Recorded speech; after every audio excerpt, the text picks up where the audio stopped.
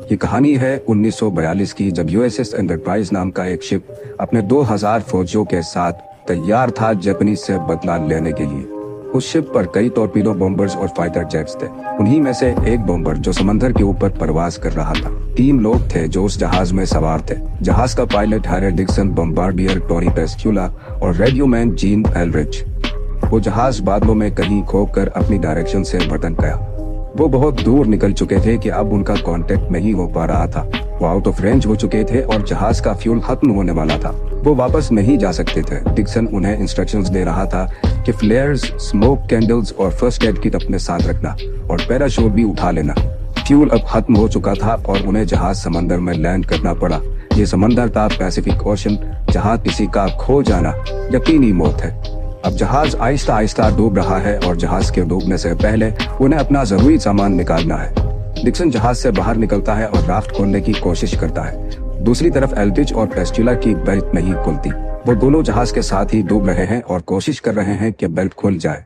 उन दोनों की बेल्ट खुल जाती है और वो भी जहाज से निकलकर सरफेस पर आ जाते हैं, जहां अभी तक डिक्सन राफ्ट खोलने की कोशिश कर रहा है। उनके पास एक टॉर्च है जिसकी मदद से वो ये देखने की कोशिश कर रहे हैं कि राफ्ट क्यों नहीं खुल रही, लेकिन वो टॉर्च भी उनके हाथ से छूट जाती है और पानी में गिर जाती है। कुछ मेहनत के बाद वो राफ्ट खुल जाती है। अब जहाज डूबने के बाद वो तीनों एक लाइफ राफ्ट यानी जान बचाने वाली एक छोटी कश्ती में सवार है। वो राफ्ट इतनी छोटी है कि वो तीनों एक साथ सो भी नहीं सकते। सब जरूरत का सामान जहाज के साथ ही डूब चुका था, क्योंकि वक्त पर एल्ड्रिच और पेस्क्यूला की बेल्ट ही नहीं खुली। अब उनके पास कुछ भी नहीं है, खाना, पानी, फ्लेयर्स या कोई और जरूरत का सामान, कुछ भी नहीं। बस एक छोटी कश्ती, 3 लोग, खुला समंदर और बेरहम सूरज। समंदर में ये उनका पहला दिन है और उन्हें यकीन है कि यूएस नेवी उन्हें बचा लेगी, और ऐसा होता भी है। उन्हें दूर आसमान में जहाज दिखाई देता है। डिक्सन एल्ड्रिच और पेस्क्यूला से फ्लेयर्स और पैराशूट निकालने का कहता है, जो जहाज के साथ ही डूब चुके थे। वो जहाज को मदद के लिए पुकारते हैं, चिल्लाते हैं, अपनी शर्ट्स लहराते हैं, लेकिन वो जहाज उन्हें नहीं देख सका और गुजर गया। डिक्सन कहता है कि ये उनके लिए आखिरी मौका था, क्योंकि अब इस तरफ कोई और सर्च ऑपरेशन नहीं होगा। वो अब हमारी तलाश किसी और तरफ करेंगे। इन तीनों में हैरी डिक्सन, जो जहाज का पायलट होता है, वो सबसे सीनियर है। वो कहता है कि ये राफ्ट यूनाइटेड स्टेट्स नेवी का एक वेसल है और मैं इसका कैप्टन हूँ और तुम्हें मेरे ऑर्डर्स मानने होंगे। जिस पर वो दोनों एग्री करते हैं। वो उन्हें ऑर्डर्स देता है कि तुम्हारे पास जो भी सामान है वो सब निकाल कर बाहर रखो। मैं देखना चाहता हूँ कि हमारे पास क्या क्या है। एक गन, 2 मैगजीन्स, एक चाकू, एक प्लायर, एक वायर, एक 20 फीट की रस्सी, एक सीटी और एक वाटर बैग मगर खाली। डिक्सन कहता है कि हमें कुछ सामान कम करना होगा, क्योंकि राफ्ट पर इतनी जगह नहीं है। वो उनसे कहता है कि हमें अपने जूते समंदर में फेंकने होंगे। जब वो दोनों अपने अपने जूते फेंक चुके तो वो ये देखकर हैरान होते हैं कि डिक्सन अपने जूते नहीं फेंकता। उसने कहा कि अगर हम जमीन पर उतरे तो हम में से किसी एक को चलना होगा। डिक्सन अंदाजा लगाता है कि इस वक्त वो कहाँ है, क्योंकि वो पायलट है और उसे डायरेक्शंस के बारे में मालूम है। उसके अंदाजे के मुताबिक सामने 1900 मील पर हवाई, पीछे की तरफ 1000 मील समोआ और दाएं जानिब 6000 मील पर साउथ अमेरिका है। और अगर वो इसी तरह एक ही डायरेक्शन में ड्रिफ्ट करते रहे तो कुछ हफ्तों में हवाई पहुंच जाएंगे। पेस्क्यूला कहता है कि पहुंचने से पहले ही हम भूख प्यास से मर चुके होंगे। एल्ड्रिच कहता है कि समंदर में मछलियां हैं, हमें इसके लिए कुछ करना होगा। 2 दिन हो चुके हैं और किसी ने कुछ नहीं खाया। वो मछली पकड़ने की कोशिश करते हैं। अपने सामान में से 20 फीट की रस्सी और मैगजीन के स्प्रिंग को हुक बनाकर मछली के लिए एक फंदा बनाते हैं। मछली उसमें फंस भी जाती है, लेकिन वो उस रस्सी को ही काट खाती है और उनके हाथ कुछ भी नहीं आता। जिस पर एल्ड्रिच कहता है कि समंदर में कोई और है जो शायद हमसे भी ज्यादा भूखा है। समंदर में झुलसा देने वाली धूप और शदीद गर्मी होती है। एल्ड्रिच गर्मी से तंग आकर समंदर में कूद जाता है। वो तैरता हुआ कुछ ही दूर जाता है कि पेस्क्यूला उसे आवाज देता है कि मैंने सुना है कि इस समंदर में शार्क्स हैं, और एल्ड्रिच शार्क्स के खौफ से दोबारा राफ्ट पर आ जाता है। अब 5 दिन गुजर चुके हैं और तीनों शदीद भूखे प्यासे हैं। शदीद प्यास के हाथों मजबूर होकर पेस्क्यूला समंदर का पानी चुल्लू में भरता है, लेकिन साथ ही बेटा डिक्सन उसे ये कहकर पानी गिरा देता है कि ये तुम्हें और भी बीमार कर देगा। अचानक डिक्सन को याद आता है कि उसकी जेब में एक पेंसिल है, जिस पर वो बहुत खुश होता है। डिक्सन कहता है कि मैं इससे चार्ट बना सकता हूँ, और वो अपनी लाइफ जैकेट पर एक नक्शा बनाता है। वो कैलकुलेट करता है कि वो कहाँ डूबे थे और कितने दिन से वो ड्रिफ्ट कर रहे हैं और आज वो कहाँ है। उन्हें साउथ वेस्ट डायरेक्शन में क्लोजेस्ट आइलैंड पर पहुंचना है। पेस्क्यूला कहता है कि उन्हें अपनी डायरेक्शन बदलनी होगी, क्योंकि जिस डायरेक्शन में वो ड्रिफ्ट कर रहे हैं नक्शे के मुताबिक वो डायरेक्शन गलत है। अपनी डायरेक्शन शिफ्ट करने के लिए वो राफ्ट की हैंड रेल उतारते हैं और अपनी लाइफ जैकेट पर बांधकर वो इसका एक एंकर बना लेते हैं जो उन्हें हर डायरेक्शन में ड्रिफ्ट करने से रोकेगा। और जब डिक्सन उस एंकर को पानी में फेंकता है तो वो वाकई काम करने लगता है, जिस पर वो तीनों बहुत खुश होते हैं। प्यास से अब उनका बुरा हाल है और वो तीनों मिलकर अब खुदा से दुआ मांगते हैं।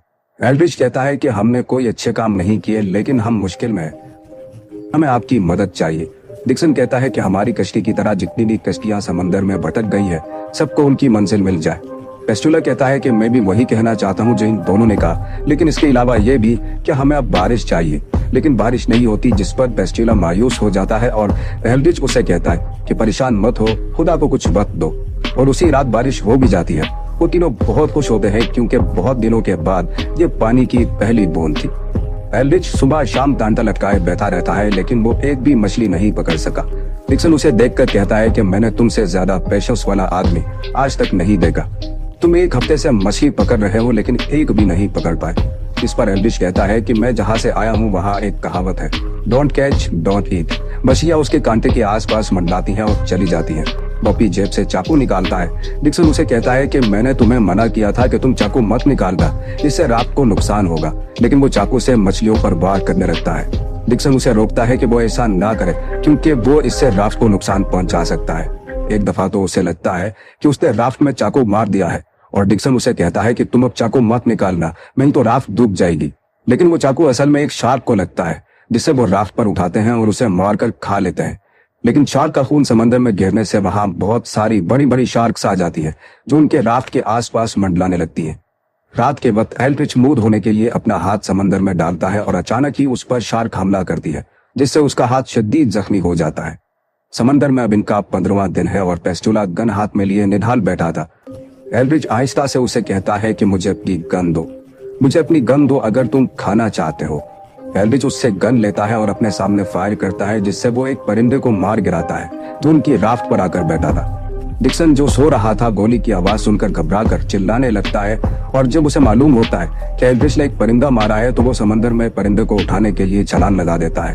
वो जैसे ही परिंदा उठाता है उसके पीछे अचानक एक बहुत बड़ी शार्क निकल आती है। वो मुश्किल से अपनी जान बचाकर राफ्ट तक पहुंचने में कामयाब होता है और एक बार फिर उन्हें खाना नसीब हुआ।